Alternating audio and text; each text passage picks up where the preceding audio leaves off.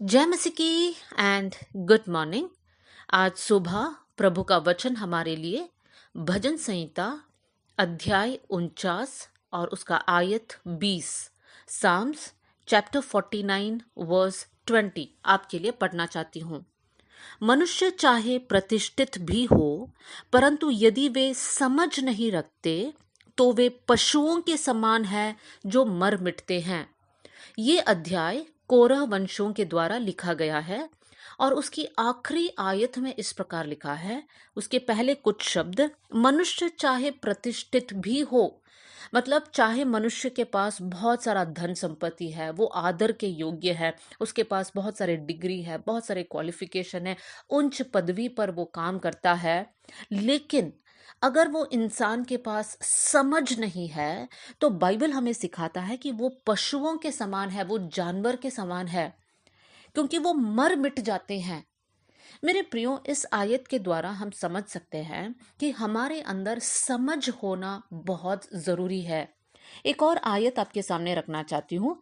भजन संहिता 32वीं अध्याय और उसकी 9वीं आयत, सैम्स 32 वर्स 9। तुम घोड़े और कच्चर के समान ना बनो जो समझ नहीं रखते। यहां पर भी जानवरों का नाम लिया है और यहां पर इस प्रकार लिखा है, घोड़े और कच्चर दोनों के पास समझ नहीं है।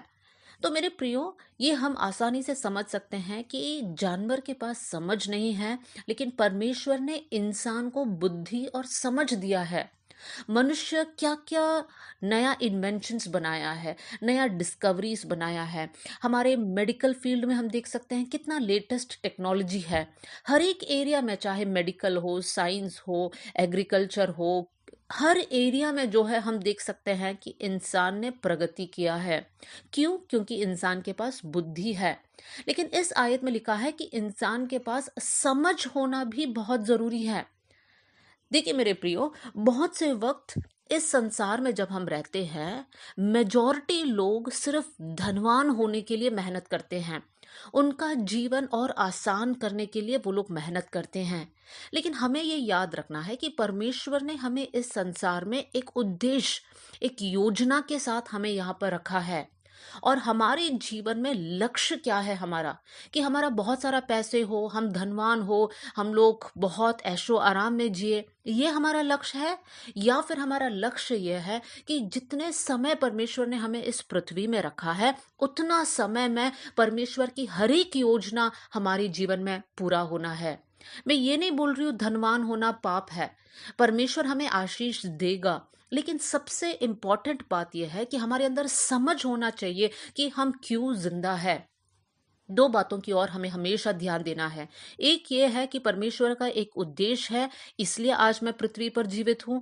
और दूसरी बात, मुझे हमेशा हम मेरे मन में ये रखना है कि मेरा जो मंजिल है वो है अनंत जीवन, वो है स्वर्ग राज्य। तो इस संसार में रहते समय मेरा जीवन उस प्रकार का होना चाहिए कि मैं मेरे जीवन के अंत में, मैं अपना दौड़ को पूरा करने के बाद स्वर्ग राज्य में प्रवेश करने लायक रहूं।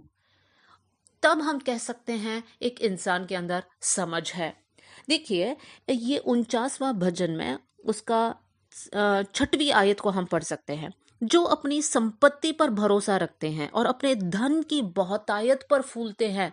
देखिए, जैसे मैंने कहा, कुछ लोग अपने धन पर भरोसा रखते हैं, लेकिन मेरा और आपका भरोसा सिर्फ परमेश्वर पर होना चाहिए कि परमेश्वर, आप मेरे लिए सब कुछ है, आप मेरे लिए मार्ग खोलना, आप मेरे जीवन के लिए अद्भुत कार्य करना।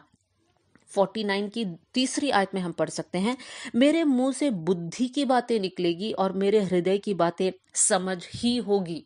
ये हम लोग भी इस प्रकार एक डिसीजन लेना चाहिए कि हमारी मुंह से सिर्फ बुद्धि की बातें निकलेगी, कुछ भी अनाप शनाप हम नहीं बोलेंगे, जिसका कोई मतलब नहीं है, जो किसी और के लिए एक एनकरेजमेंट नहीं है, जो किसी और के लिए एक आशीष नहीं है। ऐसे शब्द हमारे मुंह से नहीं निकलेगा, लेकिन हमारे मुंह से सिर्फ बुद्धि की बातें निकलेगी और हमारे हृदय की बातें समझ की होगी।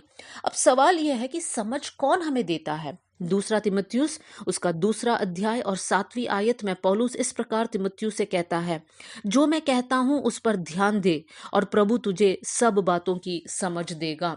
जब हम वचन पर मनन करते हैं तो परमेश्वर हमें समझ देगा। मेरे प्रिय भाई बहनों, आप लोग समय निकालकर इस ऑडियो क्लिप को सुन रहे हैं, आप परमेश्वर के वचन से प्रेम करते हैं और निश्चय परमेश्वर आपको समझ से भर देगा। आइए हम लोग प्रार्थना करें। स्वर्गीय पिता, आज का वचन के लिए हम धन्यवाद करते हैं परमेश्वर पिता। प्रभु, हमारा जीवन पशु सरीखा ना बने प्रभु जी।